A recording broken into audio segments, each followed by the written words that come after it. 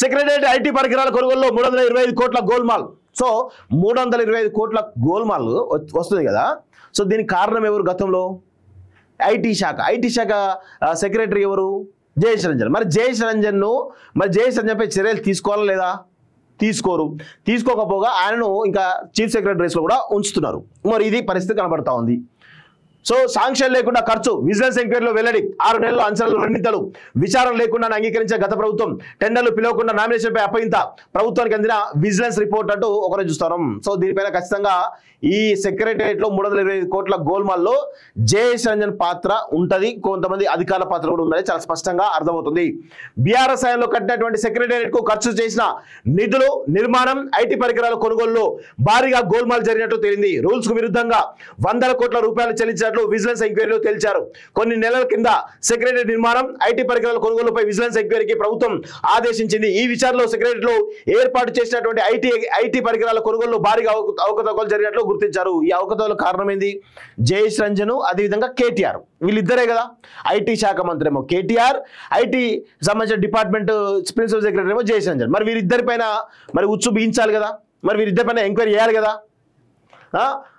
So ఇప్పటికే IT పరికరాల కొనుగోలుపై విజిలెన్స్ ప్రభుత్వానికి రిపోర్ట్ ఇచ్చింది. ఈ రిపోర్ట్లో సెక్రటేరియట్లో మొత్తం కంప్యూటర్లు, ఫోన్లు, హార్డ్వేరు, టీవీలు, ఎలక్ట్రానిక్స్ సహా కలిపి 325 కోట్లకు పైగా ఖర్చు దాటిందని విజిలెన్స్ పేర్కొంది. అది చూడండి, 325 కోట్లు ఖర్చు అవుతుందా అండి?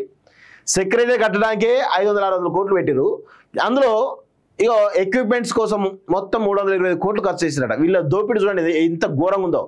దీనిపైన మనం ఏం లేదండి, ఈ అన్ని విజిలెన్స్ ద్వారా అన్ని బయటపడతాయి. అన్నిట్లలో ఏది వాళ్ళు తప్పు చేసారు, నిధులు గోల్మాల్ తెలుస్తూ ఉంది, కానీ చర్యలు మాత్రం ఉండవు. అదే అర్థం. ఏ ప్రభుత్వం వచ్చినా చర్యలు ఉండవు. బకరాలిట ప్రజలే, అంతే, వేరే ఏం లేదు ఇక్కడ. సో కనీస నిబంధనలు పాటించకుండా ఐటీ విభాగానికి చెందినటువంటి పరికరాలు కొనుగోలు చేసినట్లు తేల్చింది. శాంక్షన్లు లేకుండానే బిల్లు మంజూరు చేసి ఫండ్స్ రిలీజ్ చేసినట్లు గుర్తించింది. టెండర్లు లేకుండా నామినేషన్ పద్ధతిలో ఐటీ పరికరాల కొనుగోలు అప్పగించగా వాటి కొనుగోలుకు సంబంధించినటువంటి ఎలాంటి ఆధారాలు లేవని తేల్చేసింది. ఎలాంటి టెండర్లు పిలవకుండానే అత్యవసర పనులంటూ నామినేషన్ విధానంలో కేటాయించడం, పైగా కొనుగోలు చేసిన పరికరాల ధరలను మార్కెట్ ధర కంటే ఎన్నో రేట్లు ఎక్కువగా వేసినట్టు తెలిసింది. Secretary campus area network scan ఏర్పాటుతో పాటు ఇంటర్నెట్, ఇక్కడి అన్ని శాఖాధిపతులు, ఐఏఎస్ అధికారులు కావాల్సిన కంప్యూటర్లు, ఇతర ఐటీ పరికరాలను సమకూర్చాల్సినటువంటి బాధ్యతను ఇన్ఫర్మేషన్ టెక్నాలజీ శాఖ అప్పగించింది. మొత్తం భవనంలో ఐటీ పనులు చేపట్టేందుకు 180 కోట్ల ఖర్చు అవుతుందని 2 ఏళ్ల కింద అంచనా వేశారు. ఈ మేరకు ఐటీ శాఖ అప్పట్లో చేసిన ప్రతిపాదనలు ప్రభుత్వం ఆమోదించింది. అయితే 6 నెలల తర్వాత పరికరాలకు అంచనా వేసిన మొత్తం కంటే డబుల్ ఖర్చు అవుతున్నట్టు ఐటీ శాఖ మరో ప్రతిపాదన పంపింది. దీనిపై ఎలాంటి విచారణ చేయకుండానే గత ప్రభుత్వం సవరణ ప్రతిపాదనలకు అంగీకారం తెలిపింది. సో దీనిపైన 325 కోట్ల గోల్మాల్ జరిగింది అనేది ఈరోజు విజిలెన్స్ ఎంక్వైరీలో బయటపడతా ఉంది. మరి దీనిపైన ఎవరు ప్రధానమైనటువంటి కారకులు ఎవరు? ఇటు ఐటీ శాఖ ప్రిన్సిపల్ సెక్రటరీ కానీ, కేటీఆర్ కానీ, ఇంకా కొంతమంది అధికారుల పాత్ర చాలా సుస్పష్టంగా కనబడతా ఉంది. మరి దీనిపైన చర్యలు ఎప్పుడు తీసుకుంటారని చెప్పేసి ఈ ప్రభుత్వాన్ని మేము డిమాండ్ చేస్తూ ఉన్నాం. బరాబర్ మీరు ఖచ్చితంగా వీటిపైన విచారణ చేసి ఎవరైతే దోషులారో వారిపైన కఠినమైన చర్యలు తీసుకోవాలి. ఇంకొక విషయం కూడా, ఇప్పుడు జయేష్ రంజన్ ఈ 325 కోట్ల గోల్మాల్ జరిగింది వాస్తవమే, తెలిసిపోతుంది.